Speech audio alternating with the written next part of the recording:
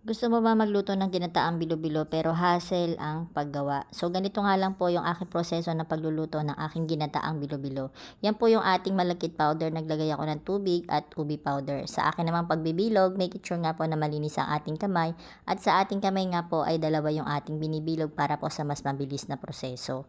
Ito nga po yung teknik ng aking mabilisang pagluluto. Pinaghalo-halo ko na nga po pala dyan yung tubig, pampalapot, asukal at gata. Hintayin lang po natin lumapot at lumasa yung pinakagata. Sa kabilang kalan naman ay dito ko naman po inumpisahan na ilaga or palamutan yung ating mga ingredients. So nailaga ko na dyan yung ating saging, kamote at sinunod ko na nga yung ating ube bilo-bilo. Ganyan nga po yung aking proseso ng pagluluto para sure po tayo na luto lahat ng ating ingredients, walang matigas at walang hilaw. Kapag okay na nga po yung ating mga sangkap at yung ating sauce, pwede nyo na nga pong paghalu-haluin at pwede din po kayo dyan mag-add ng langka at pandan. So kayo na nga po bahalang tumikim at maglagay pa ng iba pang ingredients na gusto nyong idagdag. So yun lang, salamat!